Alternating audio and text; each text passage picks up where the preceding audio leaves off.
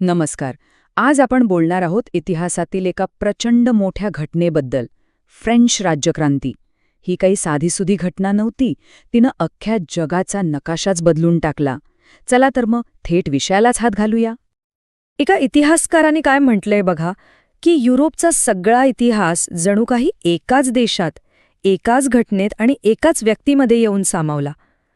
आता या एका वाक्यावरूनच आपल्याला या क्रांतीची भव्यता लक्षात येते, नाही का? तर नक्की काय होती ही घटना आणि मुख्य म्हणजे ती घडलीच का? हे समजून घेण्यासाठी आपल्याला आधी हे बघावं लागेल की क्रांतीच्या आधी फ्रान्स होता कसा. कल्पना करा की एक मोठं राज्य आहे, पण ते आतून पूर्णपणे पोखरलेलं आहे. परिस्थिती इतकी स्फोटक होती की ठिणगी कधी पडेल आणि भडका कधी उडेल हेच सांगता येत नव्हतं. त्यावेळी फ्रान्सचा समाज सरळ सरळ 3 गटांमध्ये विभागला होता. त्यांना म्हणायचे इस्टेट्स.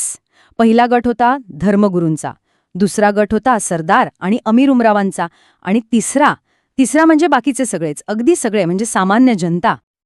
आता ही असमानता किती टोकाची होती ते बघा. हे जे पहिले 2 वर्ग होते ना, ज्यांच्याकडे सगळे अधिकार, सगळ्या सवलती होत्या, ते लोकसंख्येमध्ये अगदीच मुठभर होते. आणि याउलट हा जो तिसरा वर्ग होता, ज्याच्या खांद्यावर सगळ्या जबाबदाऱ्यांचं ओझं होतं, तो होता प्रचंड मोठा. म्हणजे एकाच देशात जणू 2 वेगवेगळे फ्रान्स नांदत होते.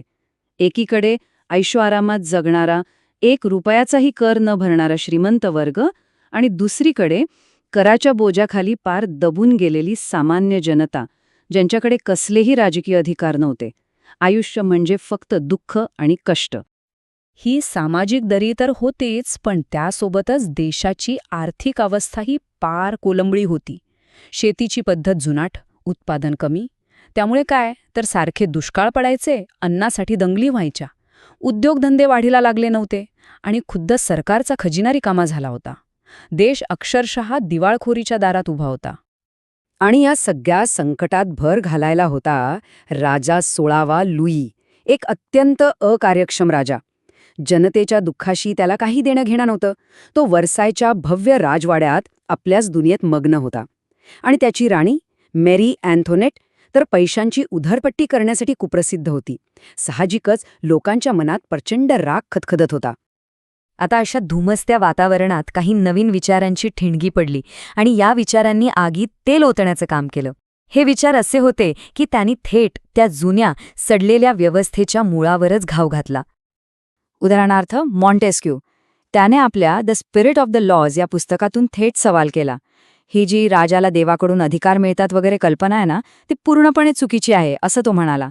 त्याने लोकांच्या डोक्यात विचार पेरला की राजाला अमर्याद अधिकार का? मग होता रुसो. त्याने द सोशल कॉन्ट्रॅक्टमधून स्वातंत्र्याचा जोरदार पुरस्कार केला. त्याचं ते प्रसिद्ध वाक्य, माणूस स्वतंत्र जन्माला येतो पण तो सगळीकडे साखळदंडात अडकलेला असतो.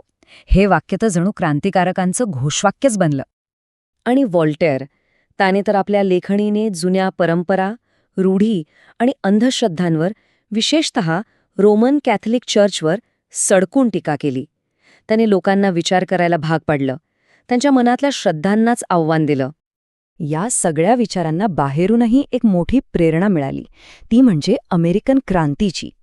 अमेरिकेत ब्रिटिशांविरुद्ध लढायला गेलेले फ्रेंच सैनिक जेव्हा परत आले, तेव्हा ते नुसते सैनिक म्हणून परत नाही आले, तर स्वातंत्र्याचे आणि क्रांतीचे जिवंत विचार सोबत घेऊन आले. आणि मग अखेर तो दिवस उजाडला. इतकी वर्ष जो राग, जो असंतोष दाबून ठेवला होता, त्याचा अक्षरशः स्फोट झाला.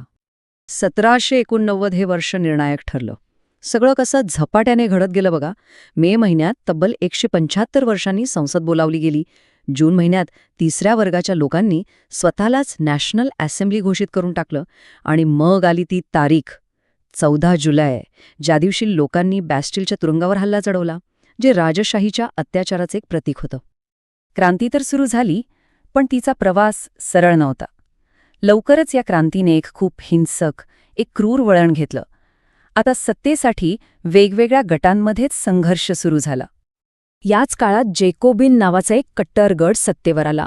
त्यांना वाटत होतं की क्रांती धोक्यात आहे, आणि याच भीतीतून त्यांचा नेता रॉबेस्पियर याच्या नेतृत्वाखाली सुरू झालं रेन ऑफ टेरर, म्हणजे दहशतीचं राज्य. यात क्रांतीच्या शत्रू असल्याच्या संशयावरून हजारो लोकांना थेट मृत्यूदंड दिला गेला. गिलोटिन फक्त एक शब्द, पण त्या काळातल्या क्रूरतेचं, त्या दहशतीचं सगळ्यात भयानक प्रतीक म्हणजे हेच. पण या सगळ्या रक्तपातातून आणि गोंधळातूनच एका नव्या पर्वाची सुरुवात झाली. राजेशाहीचा अंत झाला होता आणि एका नव्या व्यवस्थेचा पाया घातला जात होता. तर जुनी राजशाही उलथून टाकली गेली आणि फ्रान्समध्ये प्रजासत्ताक स्थापन झालं. आणि 27 ऑगस्ट 1789 रोजी मानवी आणि नागरी हक्कांचा जाहीरनामा प्रसिद्ध झाला. एक असा दस्तऐवज ज्याने सांगितलं की सगळे नागरिक कायद्यासमोर समान आहेत. या क्रांतीचा परिणाम काय झाला तर सरंजामशाही कायमची संपली. धर्मगुरू आणि सरदारांना मिळणारे खास अधिकार रद्द झाले. श्रीमंतांच्या जमिनी काढून त्याचं वाटप झालं आणि चर्चसुद्धा सरकारच्या नियंत्रणाखाली आलं.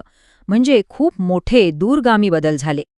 आणि सगळ्यात महत्त्वाचं, या क्रांतीने संपूर्ण जगाला 3 असे शब्द दिले जे अजरामर झाले: स्वातंत्र्य, समानता आणि बंधुभाव.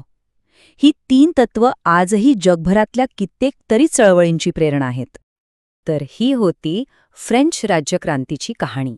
पण या सगळ्या उलथापालथीनंतर एक खूप मोठा आणि महत्त्वाचा प्रश्न आपल्यासमोर उभा राहतो की एक नवीन चांगलं जग निर्माण करण्यासाठी जुन्या जगाचा विध्वंस करणं खरंच गरजेचं असतं का? या प्रश्नावर विचार करायला हवा.